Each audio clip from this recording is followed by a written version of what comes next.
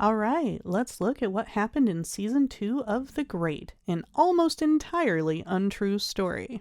We begin this season 4 months into the battle for the crown of Russia, with each side claiming an opposite wing of the palace.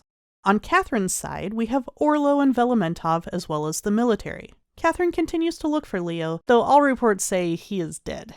Peter's wing is having a party. We see this side has his friends from court, the patriarch Archie, and a very depressed, newly reinstated Lady Mariel. For his safety, Peter keeps lookalikes on hand. General Svenska attempts to speak strategy with Peter, but he doesn't take it at all seriously, and says he never loved Catherine more. Catherine employs the use of Molotov cocktails to smoke out the other side. Peter uses the doctor to sneak into Catherine's room and see her and Paul. After urging him to give up, she calls for the guards, who he easily takes out, and Grigor clears the path for escape. Peter, Grigor, and Georgina run off to one of his country estates. Generals Svenska and Velementov have a standoff. Velementov uses the classic having a heart attack ruse to wrongfoot Svenska and take him out. Mariel goes to Catherine wanting to join her side. Catherine forgives her a little too easily for such a complete betrayal in my opinion, but apparently she makes really great tea.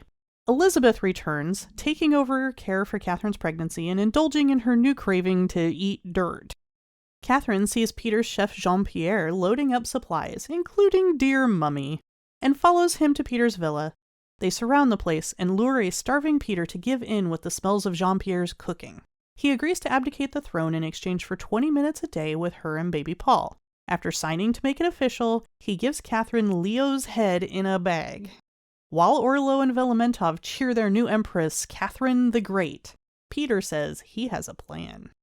Archie meets Catherine and explains that he has sent 2 sermons to every bishop, one supporting her if he lives, and the other condemning her if he dies. Having lost her potential replacement for him, she brings him into her court. Peter reveals his grand plan is to wait for Catherine to fail and admit she loves him. Meanwhile, Lady Mariel is enjoying her new position and repays Lady Svenska for her beatings. Catherine is sent to meet the nobles, understanding she must win them over before the baby is born.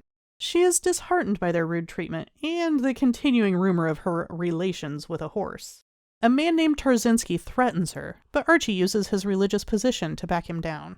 Leo's cousin Basil is a bishop and brings her letters Leo wrote to him. Elizabeth comforts her and brings her a pot of dirt to eat. On Elizabeth's advice, Peter asks what he could change about himself, and she tells him his proclivity to violence. Peter's distressed by how people are treating him now. Tarzinski passes and calls him a D-head. Mariel asks what she will wear to the coronation. Catherine chooses a dress from an old book despite Mariel telling her it's too old-fashioned. Catherine opens a school for girls but is disappointed when only one student shows up. She meets with the mothers of the court, and they admit they don't want their daughters to be like her. Ooh, the shade. Catherine shows up at the coronation looking amazing in gold. After being crowned, Catherine makes her first decree giving all Russians freedom of religion and ending the ban on growing beards, shocking both Archie and Peter. The young girls are enamored with Catherine's look, that their mothers hate, and decide to go to her school. Despite his efforts to be less violent, Peter sees Tarzinski in the courtyard and kills him. Catherine is plagued by nightmares concerning Leo. Finding Tarzinski, Catherine knows it was Peter's doing. She punishes him by having the guards beat him and locks him away alone, denying him the truffle hunting tradition that reminds him of his father. After witnessing this, Georgina wants out. She asks Catherine to banish them to France, and Catherine agrees. Orlo is visited by his uncle Vanya, who wants to take advantage of his nephew's new position in court. Feeling pressured, Orlo promises to try and get a road built through his home region. He also struggles on a personal level, not finding satisfaction in relations with women or men. Avoiding sleep because of nightmares, Catherine tries to focus on work and develops the oh-so-healthy habit of punching herself to keep from crying. She wants to purge all the laws that allow random violence, of which there are many. Velementov is anxious to start a skirmish with the Ottomans, but Catherine insists on diplomacy. The doctor gives her a concoction of lavender plant oils and gunpowder to keep her awake, and she becomes manic, insisting everyone be up with her. In her unbalanced state, she names Basil as archbishop and agrees to Orlo's road without a second thought. Exhausted, the men send for Mariel, who makes Catherine see reason by asking, what would Leo say? Peter goes stir-crazy without Gregor to entertain him. Catherine has his mother brought in, and he begins talking to her about his mistreatment as a child. In a fit of anger, he throws a statue at the case and it shatters, and Mummy falls apart. Peter escapes and decides to find truffles on his own. Velimentov catches him, revealing he was the one who always took Peter truffle hunting, not his father. He acknowledges Peter's mistreatment as a child and tells him, F them, but to stop using it as an excuse to mistreat people himself. Catherine finds herself in the clearing where she said goodbye to Leo. Mariel and Elizabeth comfort her, saying she broke her own heart for Russia. She finds comfort seeing the young girls learning. Almost out of Russia, Gregor stops the carriage and tells Georgina he can't leave Peter and returns to the palace alone. Catherine has entered a phase of pregnancy where her libido is increased. Elizabeth and Mariel agree she needs a release, and Elizabeth suggests she use one of the guards. Catherine tries to host a breakfast where they can talk about philosophy, but the court is not into it. They try to prep her for a meeting with the Ottoman ambassador, explaining the Ottomans are not fond of women in power. She decides to wrong-foot him by pretending women hold the most powerful positions in her court, but Ambassador Sunduk seems unfazed and agrees to have dinner with her. Velimentov is sleeping with Lady Svenska, who acts as a spy for Peter. Being old friends, Peter visits with Sunduk and assures him Catherine's reign is temporary. Orlo's uncle is back, wanting cash now. Archie tries to butter up Catherine by pretending to be happy about Basil's appointment. When that fails, he cuts off his own finger, the one he violated her with, as a gesture of his commitment to her. Catherine waits for Sunduk, but Orlo informs her that Peter is having a party, guised as a baby shower, for which Peter made the most terrifying teddy bear I have ever seen. The party is really intended to show Sunduk that Russia still loves Peter. Catherine sees what he is doing, and they have a who's more fun competition. When it seems Peter is winning, Elizabeth reminds Catherine that she is the one with power here, and Catherine sends Peter away. At the party, Orlo flirts with the teacher, and Mariel and Gregor reignite an old spark. Catherine almost sleeps with a guard, but is stopped by his beard lice. Ew. Going hunting with Sunduk the next day, Catherine impresses him, and they reach a peace agreement. Desperate for a release, Catherine goes to Peter, whom she knows has a particular set of skills.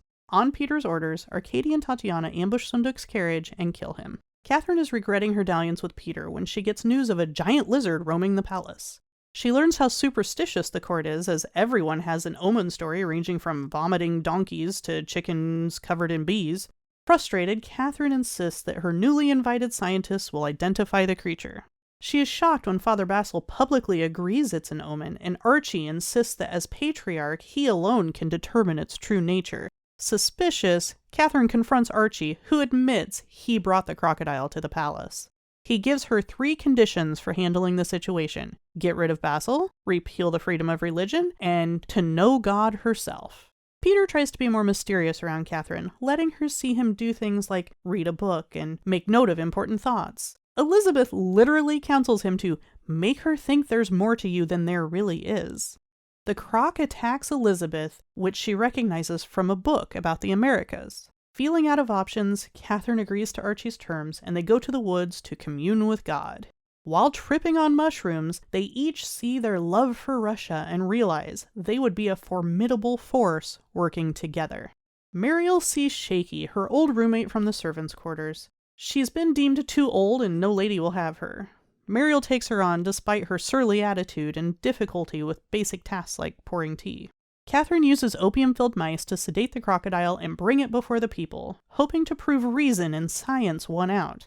Unfortunately, the croc opens its eyes, and the people panic and stab it to death. When Catherine requests Peter's skills again, he asks for a dance, and they share a romantic moment. During another pleasure session at breakfast, Peter stops abruptly because he is feeling used. Catherine gets frustrated and says he's not capable of real love, and they fight. After acting on an unexpected impulse, Archie begins to question his faith. The girls' school gets harsh with Catherine, saying she is all talk and no action. I guess starting a school for them doesn't count, ungrateful much. But feeling their words, Catherine tells Orlo she wants to make a big splash and free the serfs. He talks her down as an incremental approach is needed for such a big change. Muriel is frustrated by her empathy for Shaky, but Catherine sees an opportunity. She dresses Shaky as a noblewoman and introduces her to the court as Lady Anastasia. Shaky gets along great with the court, even making out with a doctor. Catherine then reveals Shaky's identity, hoping to prove that serfs have more to offer society. Grigor and Arcady interrupt Orlo, who was finally enjoying a dalliance with teacher Katya, and force him to give over their plans for freeing the serfs. They gather an angry mob and confront Catherine about the plans. Finally breaking, Catherine points a gun at them and says she is freeing the serfs and they will just have to deal with it, and storms out. Peter comes in and rallies the mob to his side, urging them to stage a protest the next day. Lady Svenska sneaks into Shaky's new room and slits her throat. The next morning, the serfs have gone on strike and the nobles descend into complete madness. They have to empty their own chamber pots and dress themselves. Mariel finds Shaky and tells Catherine about her murder. Catherine goes to Orlo, Velementov, and Elizabeth, who understand her vision, but advise her to side with the nobles for now. Feeling overwhelmed, she orders them out and falls into a heap crying. Peter makes his way through the palace, determined to capture Catherine, but when he finds her crying on the floor, he has a change of heart. After comforting her, he willingly returns to captivity. Catherine reluctantly tells Velementov to regain control. Enraged by Shaky's death, Mariel grabs a gun from a nearby guard and shoots Svenska in the back of the head. Catherine is feeling down after the serf debacle. She has arranged a science contest with inventors from all over Europe. She is not thrilled with her options for Russia's entry, and settles for a stapler as their representative. Peter is exploring Eastern philosophies and decides he doesn't want the crown after all and plans to support Catherine's reign. Catherine's spirits lift when she receives word that her mother is about to arrive. Princess Joanna is quite the character. She's both supportive and constantly disapproving at the same time. She tells Catherine about her sister's happy marriages, proud that she would achieve her lifelong goal of marrying all of her daughters to kings. The youngest was set to match with the King of France, but Joanna blames Catherine for it falling through, claiming her coup tarnished their reputation. Joanna is surprised to find that not only is Peter still alive, but so are many others who opposed Catherine. She distrusts Elizabeth and Mariel, thinking both used Catherine's naivety against her. She acts as an agent of chaos around the court, gathering information and planting seeds of discord. Peter wants to help Catherine and promises to make a great invention for the contest. Grigor and a Peter lookalike ambush a scientist from Norway, and Peter presents the icebox invention as his own. Catherine sees through it immediately, but desperate to impress, considers using it anyway. When Catherine takes Joanna to meet Peter, she acts unimpressed, but secretly returns to hit on him, calling him thrilling. Archie turns to pain to stave off the new cravings. Velementov is losing faith in Catherine because of her anti-war stance, and Orlo is persuaded by his uncle to steal from the treasury. Joanna reveals she knows the icebox is coming from Norway. Needing a new invention, Catherine is approached by a serf who has an idea. The court rallies together to build the first roller coaster in one night. At the competition, Catherine proudly presents it to her mother, who acts unimpressed, saying it's cute, but not science. Tell that to Isaac Newton. Elizabeth warns Peter not to mess around with Catherine's mom, as it would put them all in danger. After eating peanuts for the first time, Catherine's mother has an allergic reaction. While ill, she gives Catherine a list of people that should be killed, with Elizabeth and Mariel at the top. At her checkup, both Elizabeth with her frog technique and Dr. Vinedel with a pelvic exam agree that the baby will arrive in 7 days. This sends the court into a flurry of preparations, including Vegas-style betting on potential outcomes of the birth. Catherine is shown the birthing area that will be public to ensure true lineage. Joanna insists that she be put on bed rest. Joanna continually tries to seduce Peter, so Elizabeth provides him with a medicine that should help him fight his urges. Peter is taken to the woods, as is tradition for men, to dig graves for his wife and child as she gives birth. It's a tragic and sobering ritual meant to allow the man to prepare for the worst. Catherine has the women of the court come and support her. While speaking with them, she realizes that she should pass more laws to support women. Orlo and Velementov bring in a package from the Ottomans, a peace offering of jeweled candles. Joanna appears in the woods and tries to entice Peter once again. This woman is relentless. He resists, but drinks the entire bottle of medicine, causing him to hallucinate a conversation with his father. Catherine is scared of giving birth and goes to her mother for comfort. The next morning, Catherine finds her maid lifeless. The candles from the Ottomans were poison, a clear assassination attempt. Orlo and Velementov declare it an act of war, and Catherine reluctantly agrees, telling a giddy Velementov to draw up a plan of attack. Joanna continues to disapprove, telling Catherine to abdicate to Peter and focus on raising her child. Catherine finally sees her mother's manipulative ways and tells her to either support her or leave. Instead of leaving, Joanna goes to Peter, who finally gives in to temptation. In the throes of passion, Joanna accidentally falls from the window to her death. Elizabeth and Muriel help Peter hide what has happened. The next day, Catherine goes to see Peter, who is back to digging. They declare that they will be better parents than their own, and Catherine's water breaks. Catherine gives birth to baby Paul. We then jump 6 weeks. The war with the Ottomans is not going well, and King Hugo and Queen Agnes arrive, having been ousted by their people. Hugo asks Catherine for an army to take back Sweden. She says no, but welcomes them to stay. Georgina returns, claiming to have changed while in France and now understands Catherine's vision. Seems a little sus. Peter is enjoying fatherhood, but tells Elizabeth being near Catherine is torture, knowing what he has done. He speaks of his inability to keep secrets, saying there were so many times he almost told Elizabeth about his mother drowning her son Igor. Something in Elizabeth snaps at this revelation. She takes Paul and runs away to her country house. When Catherine and Peter realize Paul is missing, they go after Elizabeth, leaving a rented baby, because I guess that's a thing, with Peter's lookalike Pugachev to keep up appearances. Muriel discovers that her young cousin Maxim is taking over her apartments, having inherited it when her father died. Grigor tells her about Georgina, and she ends things. Catherine and Peter arrive at Elizabeth's place and find her taking care of Paul and calling him Igor. Catherine carefully approaches her and shows her empathy and love. Elizabeth seems to come out of it, and Peter apologizes, saying he better understands her pain now that he has a child of his own. Having bonded on the carriage ride, Catherine professes her love to Peter, and they officially come together as a couple. Back at court, Georgina is telling the women how important it is for them to be like Catherine and read books. Tatiana sees through this ruse, and Georgina admits she's lying, and they need to get Peter back in charge. Catherine and Peter return hand in hand, shocking many. Muriel decides to wed her young cousin in order to keep her status. At a war council, Catherine shows her frustration at how long the war has taken. Archie brings in witnesses to accuse Orlo of stealing. Feeling completely betrayed, Catherine orders him to leave.